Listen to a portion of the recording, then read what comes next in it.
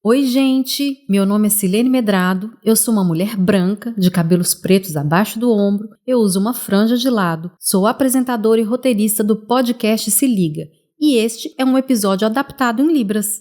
O nome do intérprete de Libras é o Anderson Marques. Ele é um homem branco, alto, de cabelo preto, curto e liso. O Anderson usa vestimenta preta lisa para viabilizar a informação para a comunidade surda. Então, a partir de agora, você pode encontrar esse conteúdo em todas as plataformas digitais de áudio. Vem comigo e se liga! Esse é o terceiro episódio, chegou a menstruação. Senhora, suas outras filhas são normais? Mãe, me leva na casa da Maria. Não, mãe, para com isso. Mãe, acabou o leite. Amor, tem que dar remédio pra ele, né? A vida da gente. Não começou bem a vida da gente. Não começou mesmo. A sua começou bem? A minha não começou. E aí, quer saber um pouco mais sobre a vida da gente? Liga o play e se liga. Hoje, o assunto é delicado, urgente e cercado de tabu. A menstruação de jovens com síndrome de Down. Bom, a menstruação é um processo natural do corpo feminino que ocorre uma vez ao mês, durante a maior parte da vida das mulheres. Nós, mulheres, ficamos quase 4 décadas menstruadas. Oh my God! E o mais curioso é como a menstruação ainda é vista pela sociedade. Por um lado, é sinal de saúde, fertilidade, mas por outro, muitas vezes é associada a sujeira e ao mau cheiro, o que pode levar à desvalorização das mulheres. É como se a menstruação não se encaixasse nos estereótipos tradicionais da feminilidade, que pode explicar alguns tabus menstruais. Por exemplo, eu vou contar para você sobre o experimento do absorvente. Esse experimento tinha como objetivo entender como uma mulher menstruada é percebida por outras pessoas. Então a pesquisa era o seguinte: quando o participante da pesquisa deixava cair um absorvente, que é um lembrete visível de que as mulheres menstruam, e esse absorvente caía no chão, ela era vista de uma forma mais negativa por homens e mulheres do que quando deixava cair um pregador de cabelo, que era considerado também um item feminino, mas não estava ligado a funções corporais. Entenderam? Os tabus menstruais estão enraizados e impulsionam a desigualdade do gênero. Caramba, realmente esse é um assunto delicado, caso a gente suja a roupa, não é? Corremos para trocar muito constrangidas, com muita vergonha. Em alguns contextos, pessoas menstruadas são vistas como impuras. Elas são separadas dos homens e proibidas de usar as mesmas fontes de água para não contaminá-las. Estes tabus e crenças sociais levaram algumas pessoas a internalizar esse estigma, relatando que se sentem sujas quando menstruam e têm vergonha disso. Assim como a menstruação, a deficiência muitas vezes carrega estigma. Para vocês terem uma ideia, de acordo com pesquisas em Uganda e Zâmbia, as pessoas com deficiência são consideradas sujas e contagiosas e por isso são proibidas de usar banheiros públicos. É muito provável que as pessoas com deficiência enfrentem camadas de discriminação quando estão menstruadas, mas o que pode variar de acordo com a deficiência. E além disso, enfrentam uma série de desafios quando se trata de gerenciar a higiene menstrual. Isso mesmo, minha gente. Mas olha só, eu já falei muito, vou parar de falar por aqui e nós vamos ouvir relatos de 3 mães de jovens com deficiência intelectual. Vamos pro primeiro relato? Olá, Silene. Meu nome é Patrícia. A minha filha é Maria Fernanda. Moramos no Brasil, em Juiz de Fora. A Nanda tem síndrome de Down e a comorbidade do autismo, entre outras dificuldades. Hoje ela está com 12 anos. Vou te falar um pouquinho sobre como é o período da menstruação. Ela teve o primeiro fluxo menstrual com 10 anos.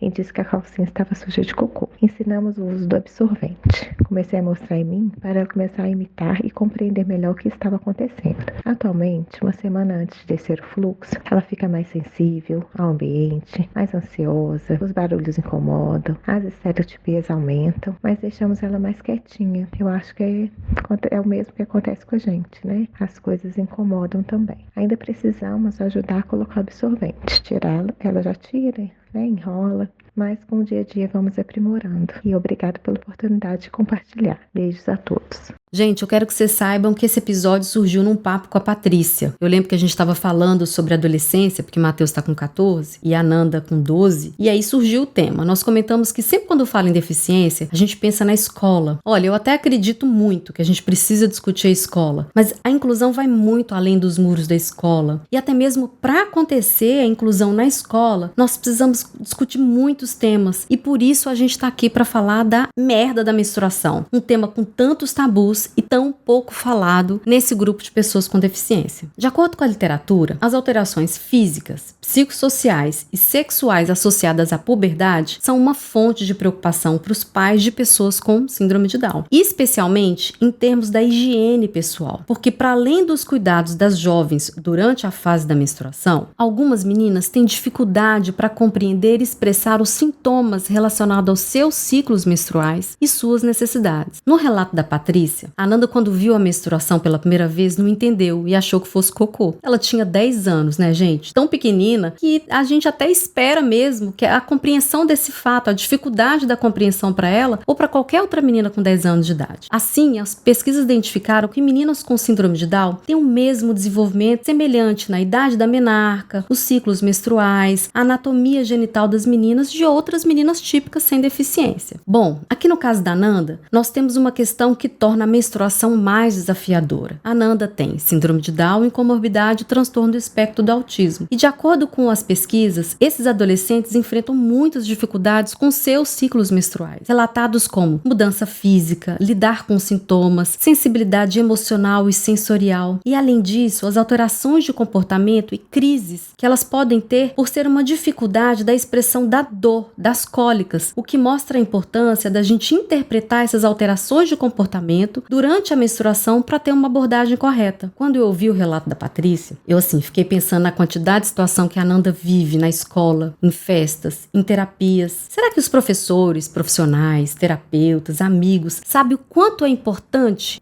saber que ela tá menstruada? Gente, quem é mulher aí? Levanta a mãozinha, ou dá aí aquele sorrisinho sem graça. Quem nunca chorou de TPM, ficou nervosa com o marido, com os amigos, com o padeiro, no trânsito? Em alguns momentos a gente nem se dá conta de que é a menstruação. Essa causa, essa vontade louca de ficar louca. Imagina meninas, jovens, deficiência intelectual e autismo e como deve ser difícil identificar suas emoções nessa fase e como comunicar isso. Eu vejo que como sociedade a gente tem uma caminhada muito grande, assim como os terapeutas, professores, médicos, ainda somos muito treinados para uma atuação no público com deficiência com criança. Eu nunca assisti em uma aula e nenhum curso dos meus tempos de terapeuta sobre TPM de adolescente com deficiência, gente. A sensação que eu tenho quando procuro artigos é que essa fase, essa preocupação terapêutica, educacional, ela tá muito na infância, questões do comportamento. Então, até na produção científica foi difícil achar alguma coisa pra gente discutir. Sabe por quê? Porque eu acho que a gente ainda não vê essas meninas como jovens mulheres e nem sequer a gente acaba perguntando sobre a menstruação delas na nossa anamnese, na nossa rotina, na nossa prática escolar. Se por acaso você atende uma adolescente com síndrome de Down ou TEA, pergunta pra ela ou pra família. Conheça melhor porque talvez essa irritabilidade, o choro fácil, uma recusa pra participação tem nome, gente. Menstruação, TPM, não é preguiça nem má vontade. No relato também, a Patrícia conta que Nanda já consegue tirar o absorvente, mas não coloca. E aí eu fiquei pensando, se existem tabus, desconhecimento na prática de apoio à rotina com terapeutas ocupacionais, fonoaudiólogos na instrução de pranchas que retratem essas imagens, essas emoções ou essas dores. E se os psicólogos também trabalham na identificação dessas alterações de comportamento que toda jovem passa. Agora, para finalizar o comentário da Patrícia, eu vou dizer uma coisa que eu li e eu achei muito legal. A Unicef, em 2019, alerta para a existência de mulheres que podem sentir dificuldades relacionadas com a mobilidade e motricidade fina, refletindo em uma dificuldade no manuseio de produtos, na realização da sua higiene e na utilização de produtos de proteção menstrual. Jovens e mulheres com deficiência intelectual e autismo ainda podem necessitar de apoio específico para aprender a gerir as questões da sua menstruação. Se vocês são os profissionais que fazem isso, colaboram, que contribuem, gente, parabéns. Se vocês não fazem como eu não fazia, também tá em tempo, viu? E tá tudo bem. Nós estamos nessa vida aqui mesmo, é para aprender, tá? Eu agradeço muito a participação da Patrícia, a ideia desse podcast, porque esse episódio, ele tem como uma base principal ajudar mães de meninas que estão para atravessar essa fase ou que estão dentro dessa fase e não têm informação adequada para poder lidar com esse momento tão importante. Beijo, Patrícia. Brigadão. Gente, o próximo áudio a gente vai ouvir a Cida, tá bom? Bora lá. Oi, Silene, tudo bem? Meu nome é Cida, sou casada e tenho 2 filhas,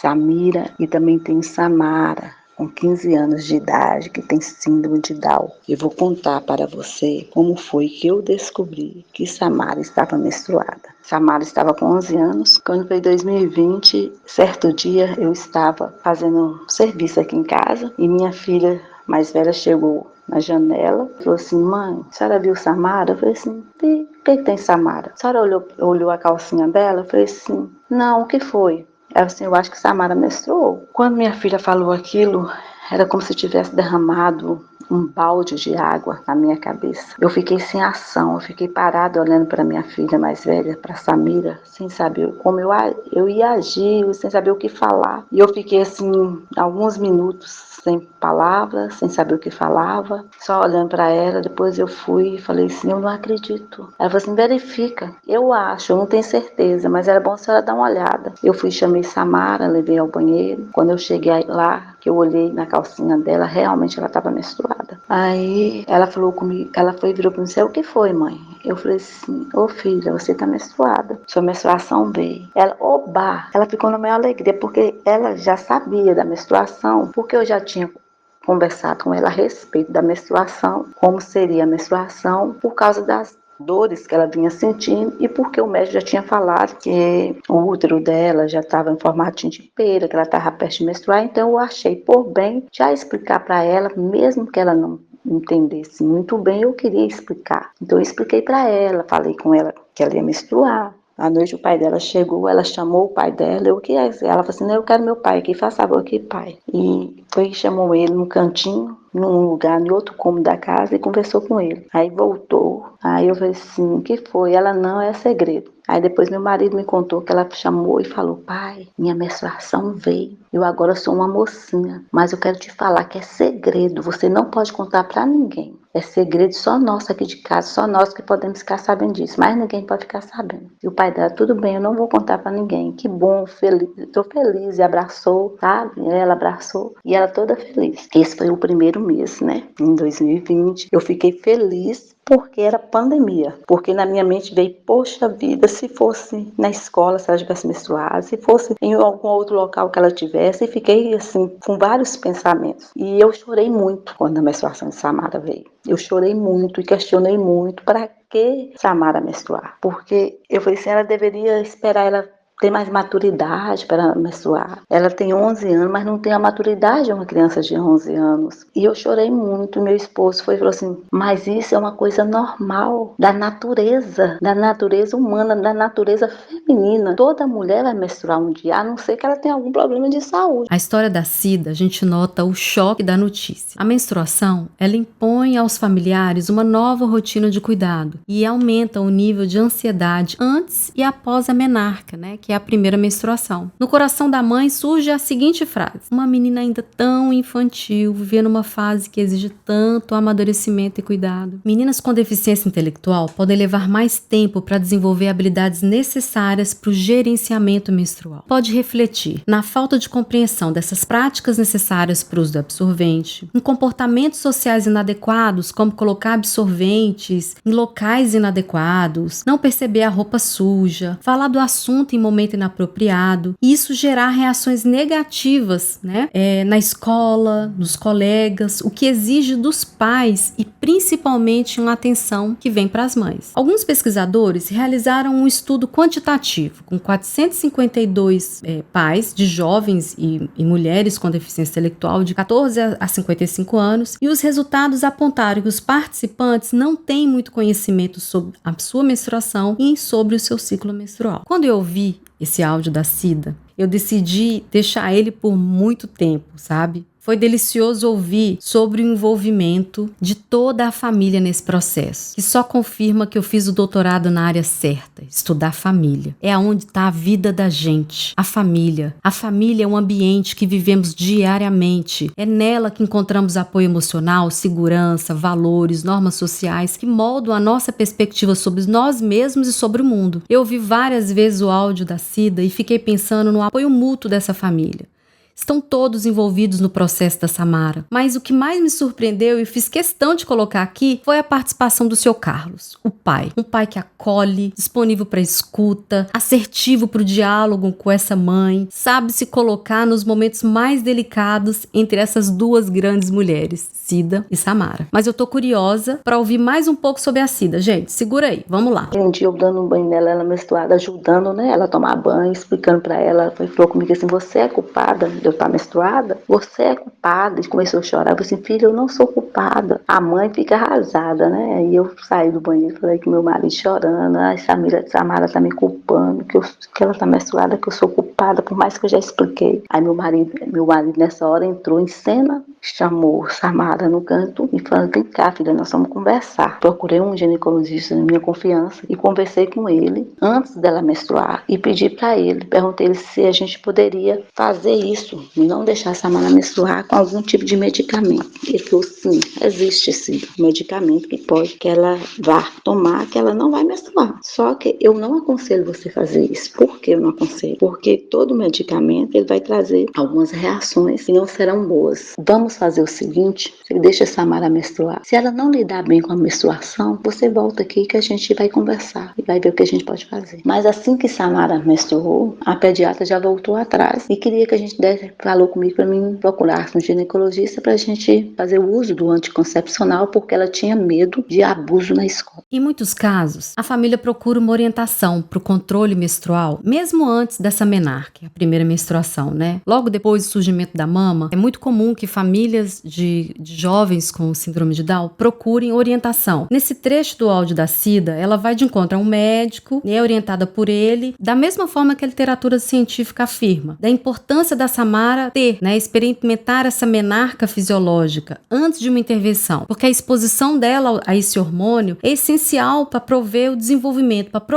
desenvolvimento esquelético e cardiovascular. De acordo com as pesquisas, o uso de anticoncepcional com jovens com síndrome de Down só deve ser considerado após uma avaliação criteriosa. Eu imagino que vocês tenham ficado surpresos, assim como eu e a mãe, quando a médica indica o uso de anticoncepcional para prevenir abuso na escola, né? E eu estava lendo alguns artigos aqui e encontrei alguns autores que descrevem, né, que crianças e adolescentes com deficiência intelectual são 3 vezes mais propensas ao abuso sexual do que crianças que não têm, porque elas foram educadas muito mais para cooperar, cumprir ordem e acaba tornando elas mais vulneráveis a essa exploração, e porque a falta de uma educação sexual direcionada em casa ou na escola acaba sendo um fator agravante. O uso de materiais adaptados sobre sexualidade garante que jovens recebam informações adequadas e compreensíveis sobre sua sexualidade. E esses materiais devem ser adaptados levando em consideração as necessidades específicas desse público. Linguagem simples e visual, abordando questões com consentimento, reconhecimento de situações de abuso, destacando que a sexualidade, ela não se limita a esse aspecto físico, tá, gente, de sexo, mas sim discutir com esses meninos a oportunidade de ensinar os jovens a cultivarem relacionamentos saudáveis. Vamos ouvir agora mais um pouquinho do relato da Cida. Vamos lá. Ela não consegue fazer, ela toma banho sozinha, mas a higiene,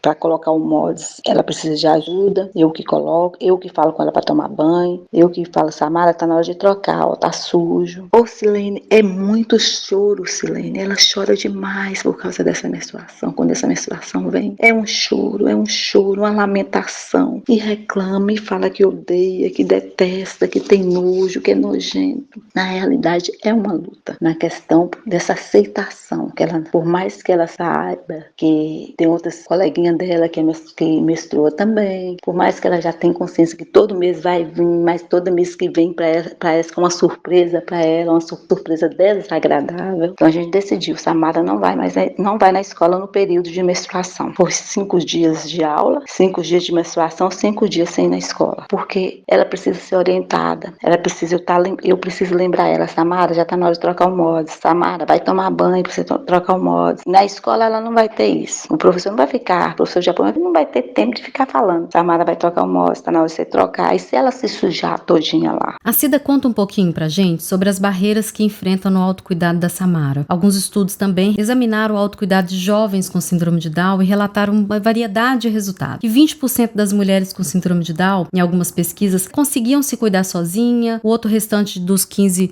pesquisados precisavam de apoio. Algumas outras pesquisas estimaram que cerca de 65% das mulheres com síndrome de Down conseguem se cuidar sozinha, com pouco ou nenhum auxílio. A gente sabe que, assim, dentro do que eu tô lendo sobre esse assunto de menstruação, as queixas ginecológicas relacionadas a isso, com adolescentes com síndrome de Down, são os aspectos da higiene, das dores intensas e das alterações de comportamento. Além dessa dificuldade que elas têm de lidar com situações como o odor, a situação de sensação do fluxo sanguíneo e o uso de absorventes higiênicos. Mas agora eu vou falar para tantas meninas como a Samara. Oi, Samara, eu queria dividir com você esse choro. Eu também não gosto, não, e tá tudo bem. A gente não fica feliz quando tá menstruada. Olha, seu choro pode ser raiva, chateação, e nesse período a gente fica muito sensível. Eu choro até em propaganda de sabonete, sabe, Samara? Às vezes eu tô aqui no telefone, passo um vídeo, eu choro e alguém passa por mim e acha que um parente morreu. Não, era um vídeo motivacional que qualquer outro dia não ia fazer diferença, mas que quando eu tô menstruada se transforma em um rio de lágrimas. A troca do absorvente é chata, a cólica, o nervoso. Nesse período, gente, nós somos uma bomba de emoção. Mas teve um dado tão importante no relato da Cida, que foi o fato da Samara não ir à escola nesse período menstrual, por receio que ela viva situações de constrangimento e de bullying. A Unicef fala que, tendo em conta a vulnerabilidade de mulheres com deficiência, refere a importância da gente incluir nas escolas intervenções relacionadas ao gerenciamento de higiene menstrual. Já ouviram falar nisso? Não, nem eu. Então vamos lá, chama gerenciamento de higiene menstrual. E o que significa isso? Significa que dentro da escola a gente pode promover atividades de divulgação do gerenciamento dessa higiene pessoal, estabelecer contato com associações que trabalham com pessoas com deficiência, capacitar profissionais de saúde e educadores para uma abordagem correta a esse tema, incluir essa temática na comunidade escolar, permitindo com que jovens consigam acesso a essa informação. Um outro aspecto em conta está relacionado com a equidade em relação aos materiais informativos que são disponibilizados sobre a menstruação de jovens e mulheres com deficiência. Então, eles têm que estar em formatos diferentes, em áudio, braille, linguagem gestual, linguagem simples e de fácil compreensão. Samara, isso vai passar, viu? Não é fácil. Mas se você tiver uma rede forte como a sua família e com apoio da escola, quem sabe nesse ano letivo você ainda volta pra escola segura.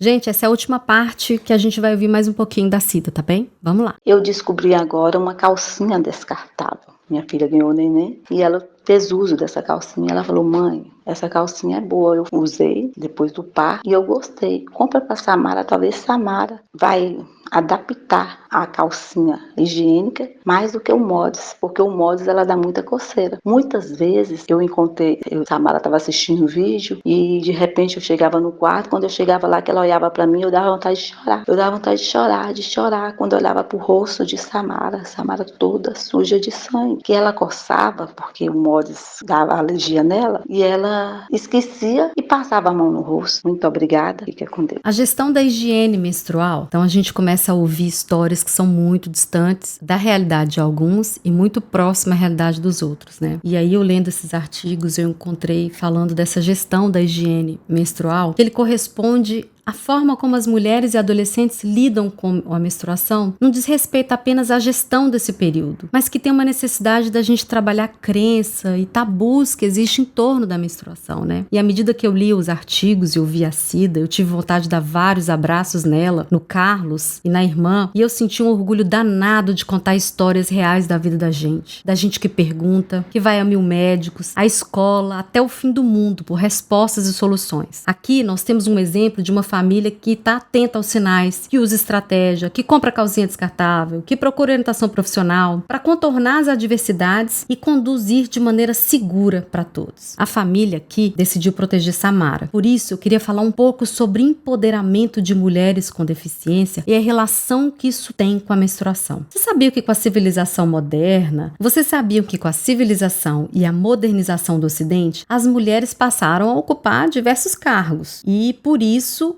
houve uma busca mais incessante pela popularização de produtos de higiene menstrual para que conseguissem controlar esses fluidos de forma higiênica e a mulher pudesse ocupar vários espaços. Nos Estados Unidos, os primeiros absorventes surgiram em torno de 1929, os absorventes internos em 1930 para permitir que as mulheres praticassem esporte. Mas foi apenas nos anos 70 que eles passaram a ter uma maior adesão para que pudéssemos estar em todos os lugares o tempo necessário à nossa vontade e direito. Gente, beijo para esse povo que fez isso, tá? De acordo com Morales, em 2019, atualmente o movimento que envolve a menstruação é chamado de ativismo menstrual. Ele veio empoderar as mulheres, tornando mais informadas sobre seus corpos, produtos e ciclos. A exclusão de jovens com deficiência intelectual muitas vezes é iniciada no contexto escolar, que é o que acontece com Samara. E isso é uma grande preocupação. A Unicef alerta ainda para a taxa de abandono escolar em determinados países no momento em que as jovens têm a primeira menstruação. Talvez por elas não possuírem meios para gerir a menstruação ou por elas não terem uma gestão independente, elas acabam por deixar a escola comprometendo a sua educação. Então eu desejo muito que esse dia para Samara chegue, que Samara vá para a escola onde ela quiser, mas acima de tudo que Samara vá feliz e que Cida fique também. Obrigada pela riqueza da partilha. Beijos para Cida, Carlos, Samira e Samara. Foi um prazer ouvir a história de vocês. Pode ter certeza que a gente aprendeu muito aqui. Agora nós vamos ouvir o nosso último relato da nossa querida Edna. Vamos lá? Olá, Silene, tudo bem? Meu nome é Edna, sou mãe da Sara, de 16 anos. E venho aqui compartilhar com você a minha experiência da descoberta da puberdade da Sara, que para mim foi uma novidade grandiosa, mas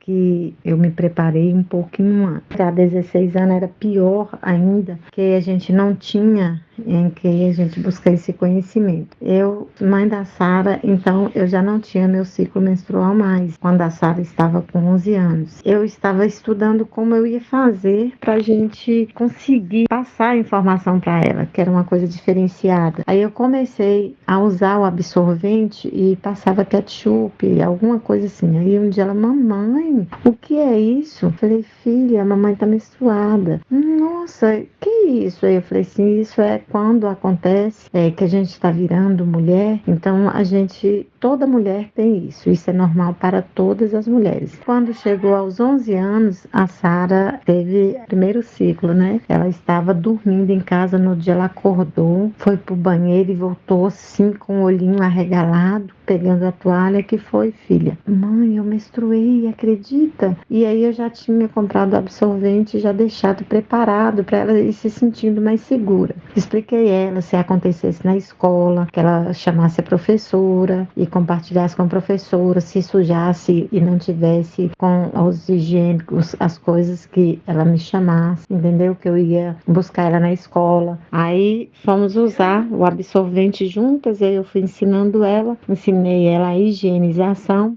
E essa informação só chegou para mim com alguns textos, algumas leituras que eu li, mas no meu cotidiano eu já tinha isso em mente, que ela já tinha nascido os peitinhos, né? Então eu já tinha isso em mente, que a qualquer momento ia acontecer. Então assim, foi tranquilo, mas essa informação eu busquei na internet, em livros, entendeu? Em livros de puerperas, e fui lendo e buscando. Eu acho uma experiência maravilhosa compartilhar com você e agradeço muito a oportunidade. Beijo. No ano de 2019, um grupo de especialistas de direitos humanos, ele reconheceu que existem estereótipos, relacionados com a menstruação que comprometem os direitos humanos de mulheres. No caso da Sara, quando a Edna conta isso pra gente, que nasceu há 16 anos atrás, isso nem existia, né, gente? Mas ainda assim, em pleno 2024, a gente tem muito que aprender sobre empoderamento feminino de jovens com deficiência intelectual, com síndrome de Down, com autismo, porque quem é que entra em ação? É a mãe, né? É a família. São as mães que vão antes à busca dessa informação, antes mesmo da menarca, que é a primeira menstruação. Elas vão, seja na internet, em livros, através das suas experiências pessoais. Elas são os modelos de orientação.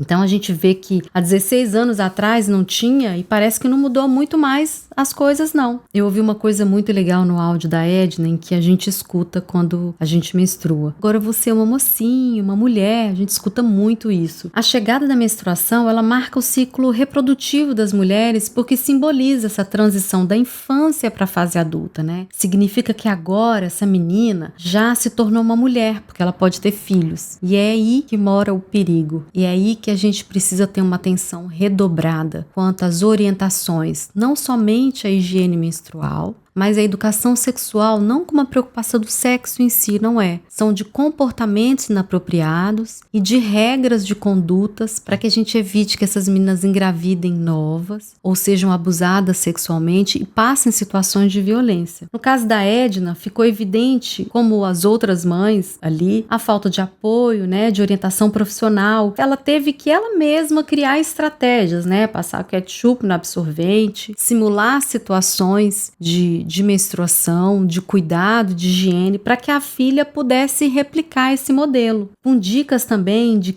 o que ela precisa fazer, quem ela precisa solicitar. A gente acaba, enquanto família, assumindo papéis de outros especialistas. E o objetivo do podcast aqui é isso. Não é tornar uma mãe especialista. É contar as nossas dores para a sociedade e dizer, olha, a gente está cumprindo uma função lá que não é nossa. Essa função é sua. Onde estão esses professores, esses terapeutas, né, que podem atuar como uma rede de apoio, do suporte a essa adolescência, para que essas meninas tenham o que a gente fala desse empoderamento feminino, elas poderem ir em festa de aniversário, elas poderem ir para a escola, né, e as mães sem se preocupar se elas vão sujar a roupa em algum desses locais. Eu fico muito feliz de ouvir tantas histórias bonitas de mães assim, e eu li uma frase muito valiosa sobre esse assunto que ele fala: o estigma que envolve a mulher com deficiência e a menstruação, ela aumenta quando a própria mulher é afastada dessas questões que diz respeito a ela, não existindo uma orientação e nenhuma informação. Então o estigma ele piora quando eu não dou acesso à informação.